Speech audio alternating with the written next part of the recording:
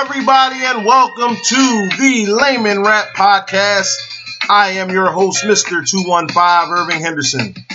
On today's show, it's Super Bowl weekend.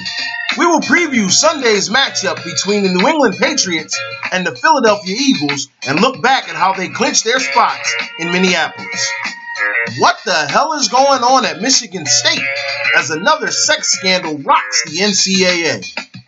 In the first of our Black History Month spotlights, we will talk about the life and career of Willie O'Ree. And in our weekly rant, the national perception of Philadelphia fans. How much is truth and how much is myth? So sit back, relax, grab a beverage, and lend me your ears for a few minutes. This is the Layman Rap Podcast.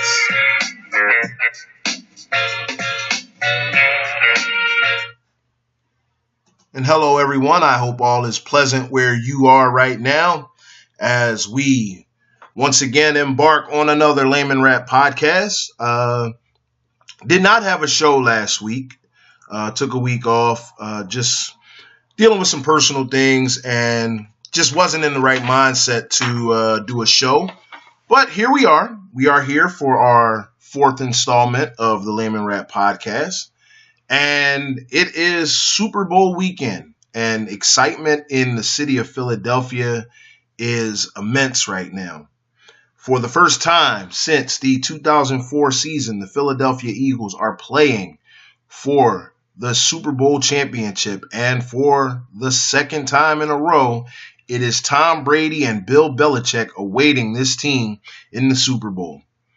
The New England Patriots got here by defeating the Jacksonville Jaguars in the AFC Championship game, in a game that the Jaguars had a 10-point lead going into the fourth quarter. And it just seemed as if Gus Bradley and the Jaguars took their foot off the gas slightly. And one thing that you have to understand and know about Tom Brady and the New England Patriots: if you leave the door cracked, they will kick it open. We saw this last year in the Super Bowl where the Atlanta Falcons were up 28-3. And I think not just the Falcons, I think America and the world, if they were watching that game, they felt as though that game was over. I mean, in reality, it should have been over. It should have been over. The Atlanta Falcons had no business giving up a 25-point lead like that in that game. And it was an amazing comeback by New England, but one man's comeback is another man's choke job, and both of those points intersected to where once that ball started rolling in New England's favor, Atlanta had no way of stemming the tide. And you saw that again in the AFC Championship game with Jacksonville. I mean, Jacksonville pretty much went into New England and beat the Patriots up for 3 quarters. But the thing about football is, if you don't play a complete game, if you don't finish the job, you can be beaten. And it doesn't matter what the team is. It doesn't matter who you're playing. It doesn't matter who you are. If you don't play 60 minutes of quality football, you can leave space for another team to come in, come back, win the game, and you're stuck standing there looking like a fool and going home with a loss. And the Jaguars, and we can talk about Blake Bortles, the whole 9 yards. That team should have won that game. But there was some coaching decisions that made very little sense. And I know there may be some people who are going to say, well, the Patriots got the benefit of the calls. Here's the thing. It's difficult to discuss that and complain about that, because what you have to understand about sports, whether you like it or not, superstar players and superstar teams get superstar calls. And it doesn't matter what the sport is. If we're talking about football, if we're talking about basketball, if we're talking about baseball and pitchers with their strike zone, like Clayton Kershaw is going to have a better strike zone than, say, a Vince Velasquez if the umpire behind the plate is calling this game. And it's just truth. It's just truth. Superstar players get superstar calls. But despite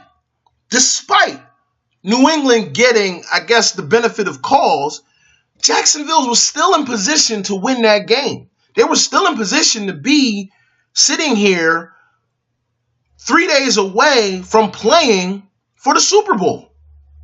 But that's not what happened. One key play or one key element to this is if you want to understand the difference in how New England is in the Super Bowl and Jacksonville is not, or how Philadelphia is in the Super Bowl and Jacksonville is not, you go back to the end of the first half with Jacksonville holding a 7-point lead. Gus Bradley could have been aggressive. He could have, went down the field and tried to put points on the board. They took a knee and was satisfied with going into halftime holding a lead. Not aggressively trying to put more points on the board. And I think what's true about sports is if you play to not lose instead of playing to win, 9 times out of 10, you're going to lose. And the flip side of that, as we talk about how the Philadelphia Eagles arrived here at the Super Bowl, is the Eagles had a 21-7 lead on the Minnesota Vikings with about 40 seconds to go in the first half. The Eagles had all 3 timeouts, and I saw it and I said to myself, okay, they're going to take a knee. They're going to go into halftime. They have a 14-point lead. They're getting the ball after halftime. What a first half. Doug Peterson put his foot on the gas. Couple of big pass plays, and the Eagles are in field goal range, and the next thing you know, you're up 24-7 at halftime. And it looked as if Minnesota expected the Eagles to take a knee, go to halftime, satisfied with the 14-point lead. They were going to come out, readjust, and try to go from there. You give up those 3 points in that situation, and you could just see the way the Vikings players came off the field. Their shoulders were sunken. They were miffed at what was happening. We heard all week leading into the conference championship game how Nick Foles was not going to put points up on this defense. This was the number 1 defense in the NFL, and Nick Foles was going to struggle. He was going to struggle like he did against Atlanta. He was going to struggle like he did in that little bit of a game he played against Dallas. He was going to struggle like he did against Oakland because this time he was playing a defense that was just too tough. And Nick Foles went out and was able to put 17 points on the board in the first half.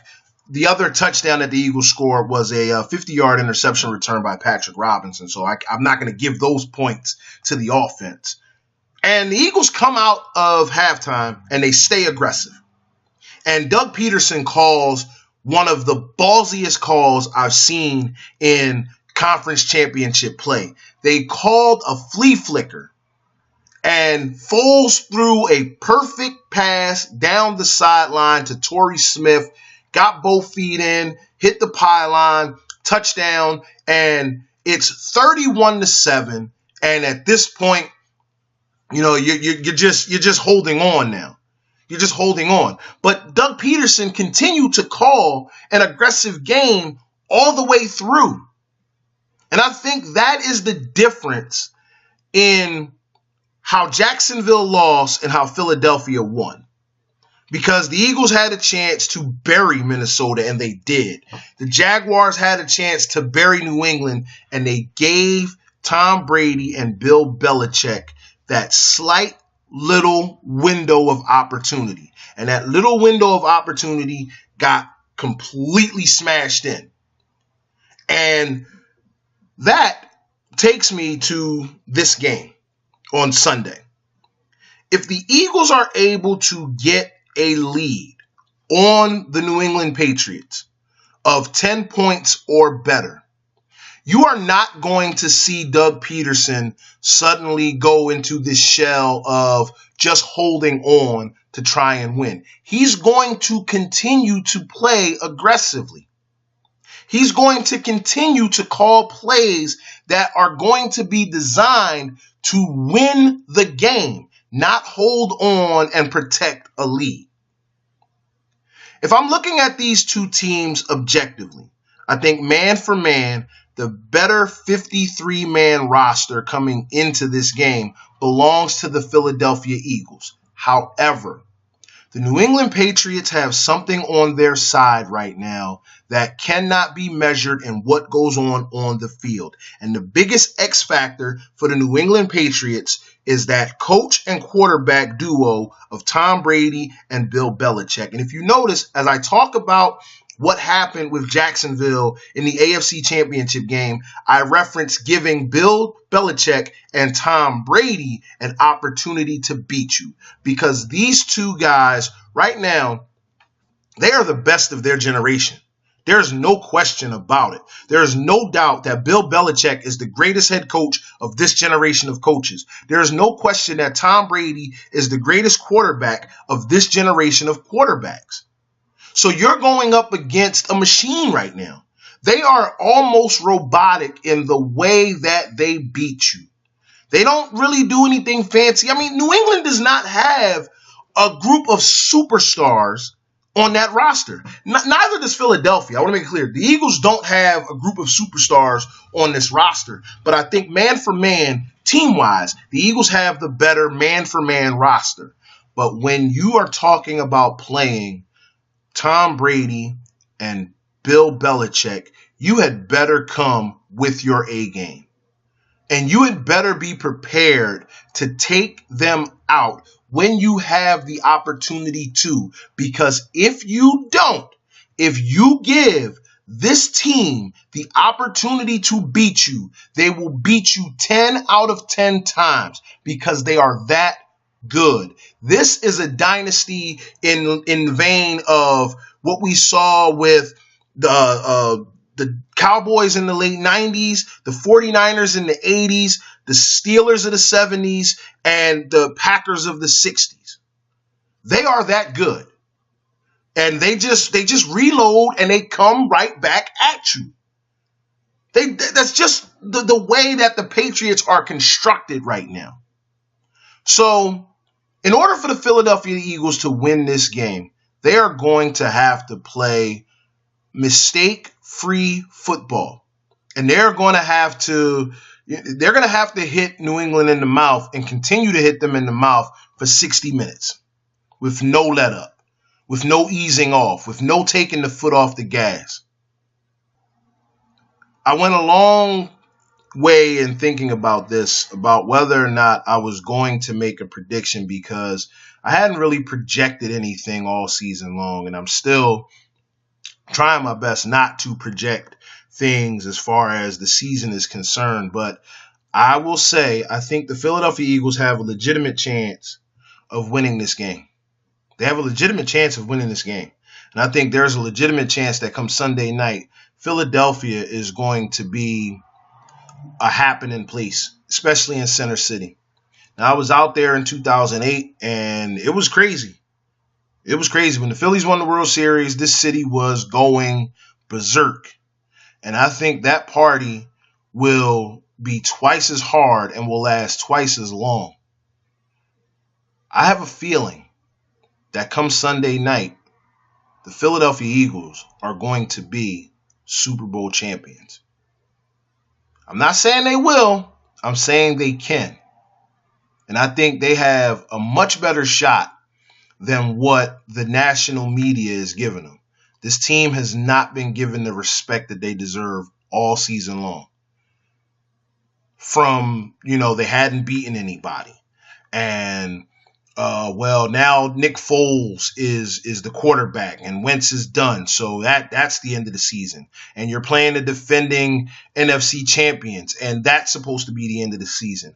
And you're playing a Minnesota Vikings team with the number one defense in the league, who is trying to become the first team to host a Super Bowl game. And they won their way into the NFC Championship game on a miraculous play to Stephon Diggs. And that was supposed to be their destiny. That play was their destination play that said, this is the play that's going to get Minnesota back to the Super Bowl. And here we are again, and the Eagles have won again. They have continued to defy the odds all year long. I don't see any reason for it to stop now. All right, so we'll be right back with our next topic, and we're going to discuss this horrible news coming out of East Lansing, Michigan, with Michigan State and their athletic department and this sexual abuse scandal that's going on in Michigan State. So we'll be right back.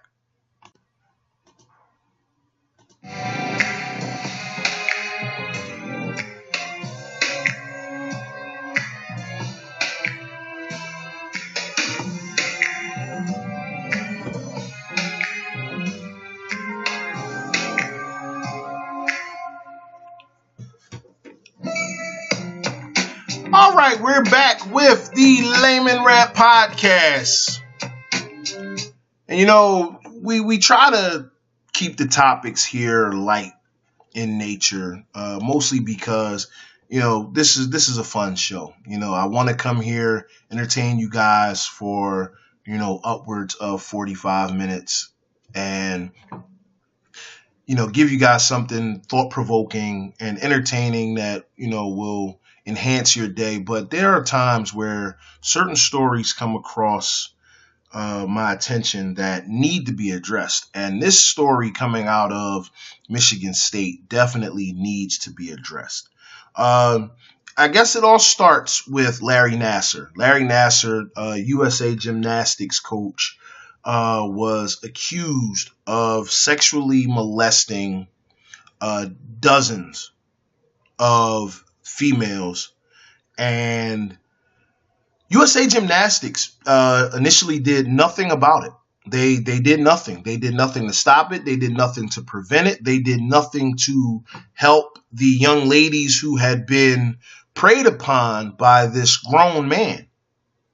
And it seeped into Michigan State because Larry Nassar was also a member of that staff, and he also had molested young ladies at Michigan State.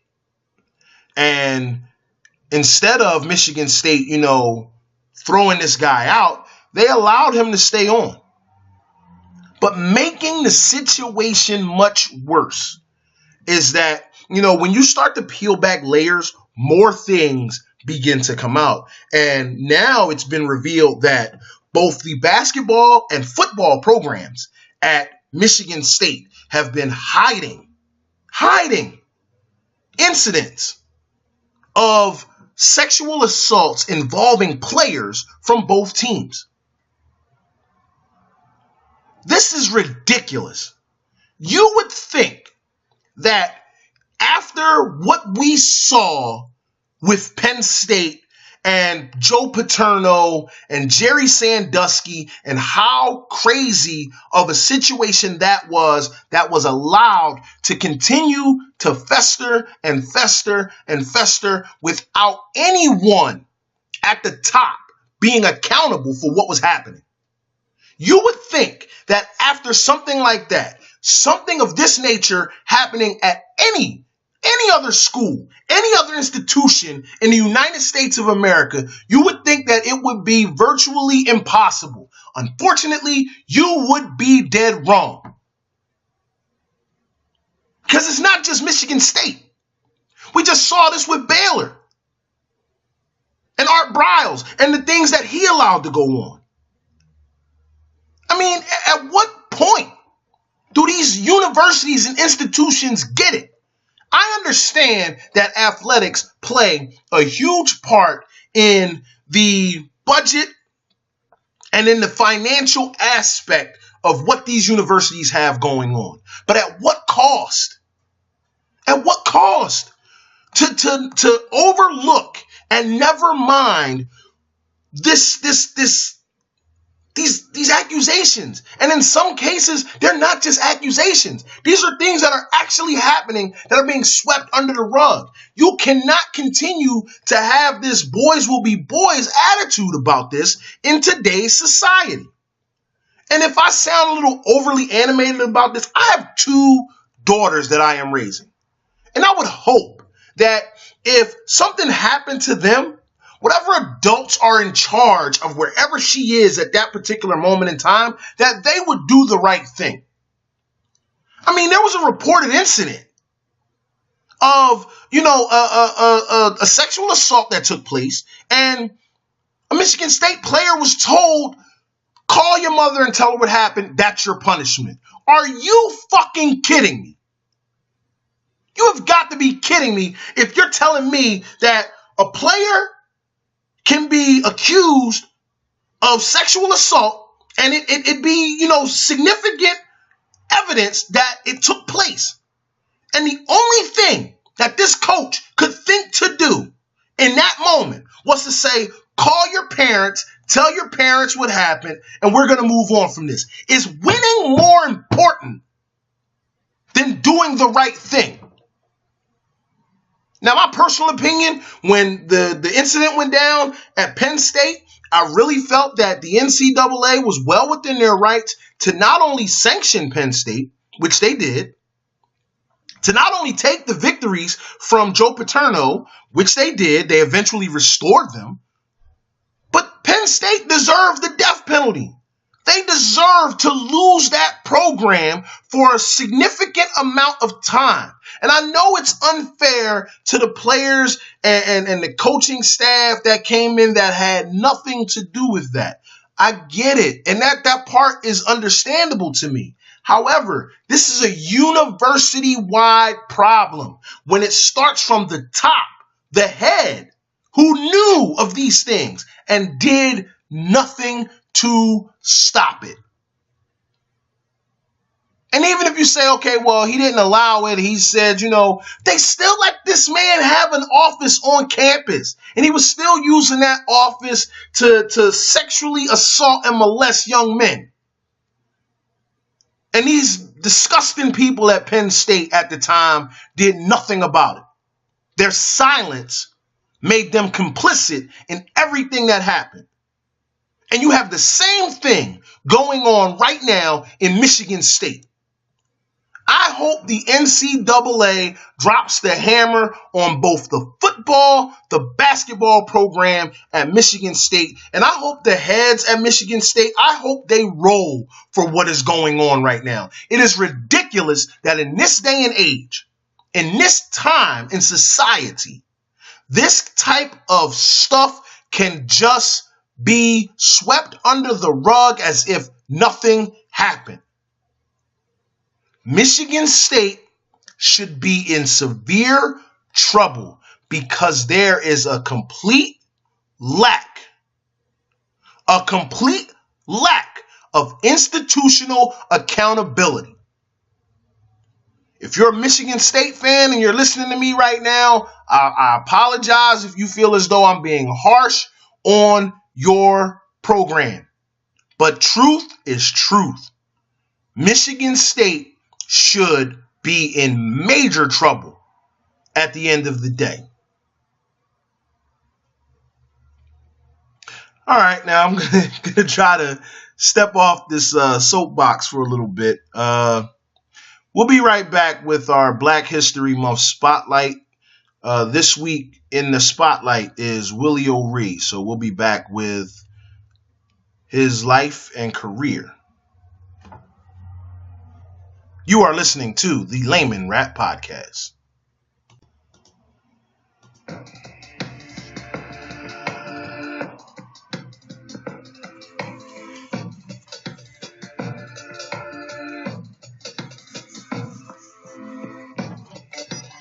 All right, we are back with the Layman Rap Podcast, and ladies and gentlemen, I'd like to say that last topic really had me fired up, and it's very, very rare on this program where you will hear me get that fired up about anything, but that is something that really struck a nerve with me. And I felt as though, I did have a separate topic that I wanted to discuss earlier in the week, but this Michigan State thing really weighed on my mind. So, I just needed to get that off my chest.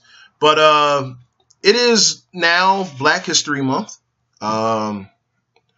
And this month, we're going to spotlight some of the lesser known black athletes who have contributed to sport and society. And today we are going to start with Willie O'Ree. And Willie O'Ree was born on October 15th, 1935 in Fredericton, New Brunswick, Canada. It was in 1956 when O'Ree would be struck in his right eye with a puck from an errant shot. He would become 95% blind in his right eye. He kept it a secret, and he continued his career. On January 18th, 1958, Willie O'Ree would become the first black NHL player when the Boston Bruins called him up from their minor league team to replace an injured player. He would play 2 games in the 1958 season and would not return to the Bruins until 1961, when he played in 43 games. In those 45 games of his NHL career, O'Ree would amass 14 points on 4 goals and 10 assists, all of which occurred in that 1961 season. Although he was peppered with racial insults in both American and Canadian NHL arenas, Willie O'Ree remained unfazed. "It didn't bother me," he said. "I just wanted to be a hockey player." While in the minors, O'Ree would win 2 scoring titles and score 30-plus goals 4 times, with a career high of 38. O'Ree would be the lone black NHL player until the 1974 season, when Mike Marson suited up for the Washington Capitals. In 1998, O'Ree became the director of youth development for the NHL's Diversity Task Force, a nonprofit program that encourages minority youth to learn and play hockey. And on April 7th, 2010, Willie O'Ree received the Order of Canada, which is the highest civilian award for a Canadian citizen. Willie Eldon O'Ree, this week's Black History Month Spotlight athlete. We're going to focus on 3 more people as the month goes on. Don't be surprised if I pepper in some look backs on other players outside of Black History Month, just to shine a light on some of the lesser known and in some cases forgotten black athletes and their contributions to, again, sport and society on a whole. All right, so we will be back with our final topic. And it's going to be hard for this weekly rant to top my Michigan State rant, but we're going to see if I can drum up some emotions for this next one.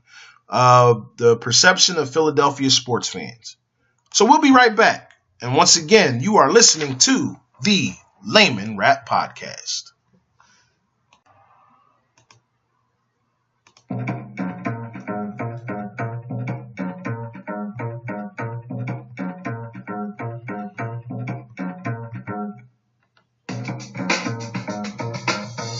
All right, here we are back with the Layman Rap Podcast. And it is now time for my weekly rant. And this week's weekly rant is on the national perception of Philadelphia sports fans. Now, I kind of should have put this one second and maybe should have saved the Michigan State for last because I'm not as fired up. Like, this is not going to be a fiery rant like earlier in the show. But, you know, how much of the national perception of Philadelphia fans is steeped in truth and how much is steeped in myth? Now, I want to make something clear. There are certain things that as a Philadelphia fan that I see my fellow Philadelphia fans do that is completely indefensible. You know, I can't defend it, and I'm not going to try to defend it. I'm not going to try to defend 2 drunk idiots walking up the street holding a bedsheet sign and chanting "fuck Millie" in regards to a 100-year-old Minnesota Viking fan. That's just ridiculous. Like, now that's something I can't defend that. Like there's no wiggle room to defend such ignorance.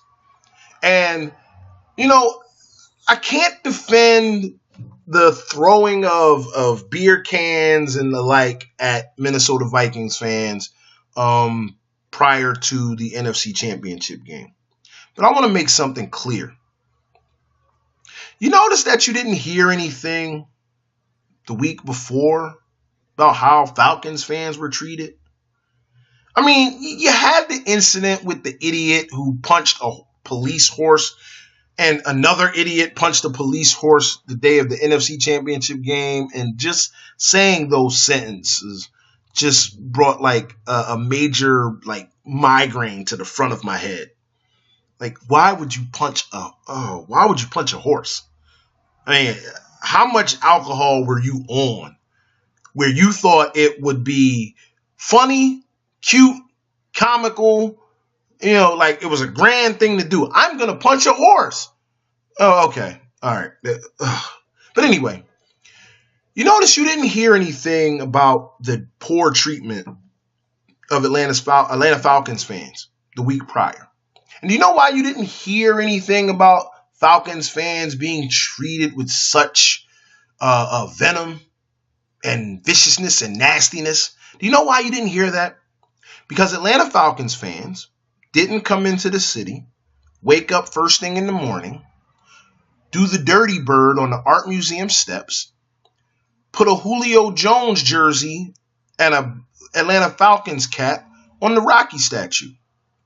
These Vikings fans that came in here, they were looking for the treatment that they got because they wanted to go home and tell a story about the negative treatment that they got from Philadelphia fans.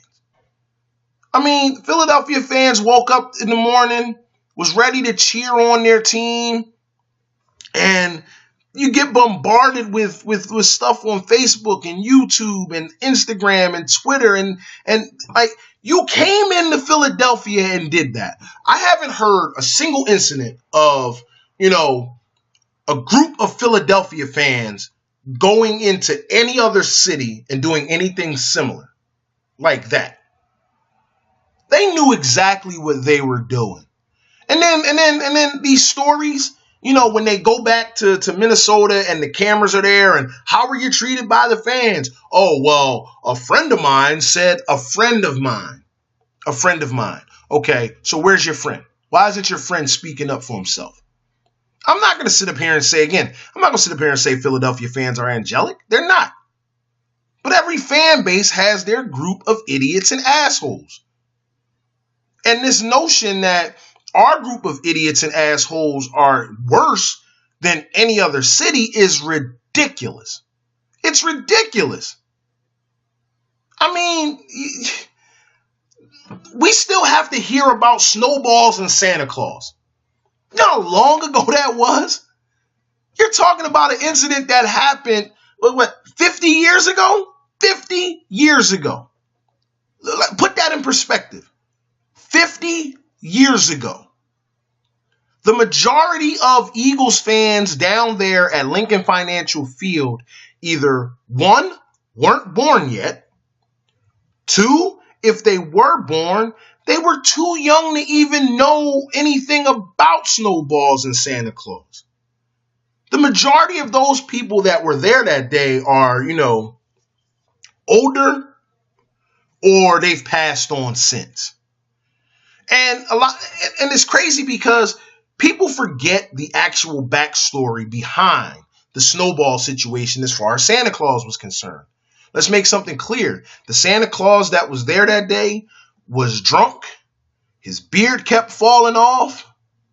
And the fans were already frustrated at what was going on with the season. I mean, this was a team that, was horrible, was terrible. And you're thinking, okay, we're going to be horrible, we're going to be terrible, but we're going to get the number one draft pick. We're going to pick O.J. Simpson, and he's going to be the guy to help turn this franchise around. And then they start winning games. Like, what are you doing? You're messing up your draft position now. And they fall out of the top spot. So instead of getting O.J. Simpson, they have to draft Leroy Keys. And it was just the end of a complete and utter disappointment of a season. And now you got Santa Claus out here, with 5 o'clock shadow underneath his beard. The beard keeps falling off. He's drunk, obviously drunk. And the fans just let it all out on him. Okay, things happen. Are there fights between Eagles fans and other fans? Yup. Are there fights between Eagles fans and Eagles fans? Yup. But it happens. It happens.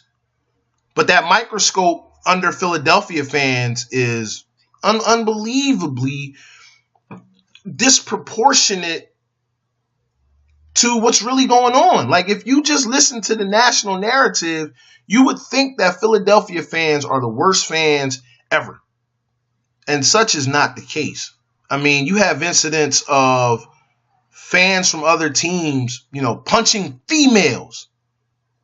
You have incidents of fans from other teams shooting other fans of other teams in a parking lot, coming close to killing other fans from other teams. And you don't hear that here. Yeah, you're going to get the treatment when you come in here and you got on a different color jersey than the home team. Yeah, you might get peppered with asshole chants. If you got a Dallas Cowboys jersey on, you might get told Dallas sucks. But let's be honest.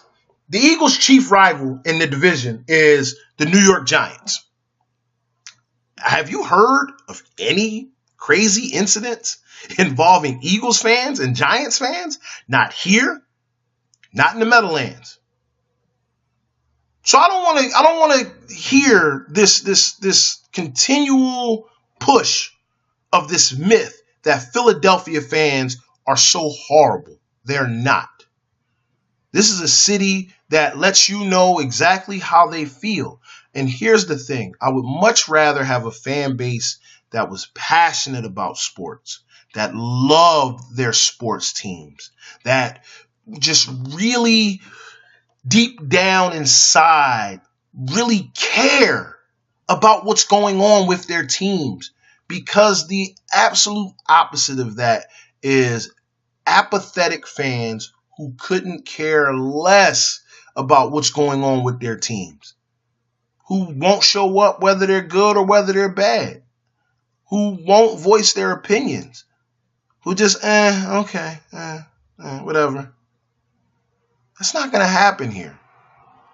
And I really wish that the national media would stop pushing this narrative of the big bad Philadelphia fan. I mean, come on now. We're still hearing about the jail from Veterans Stadium. Now we going back 20 years. Like, come off it. Come off it.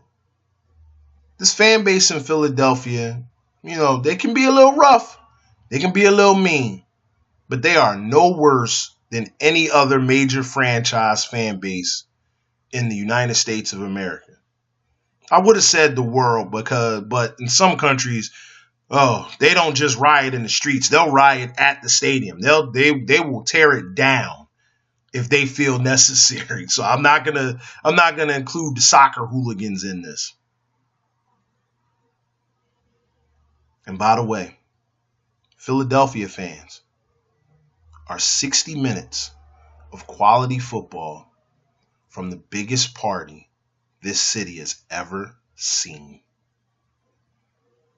I try not to be a homer on this show, but I'm going to end the show with 2 words. Go Eagles. That is our show for today. I hope you were entertained. I hope that you enjoyed it. We'll be back next week with another installment of the Layman Rap Podcast. I would like to thank you for lending me your ear and listening to the show. I'll see you next week. So long, everybody.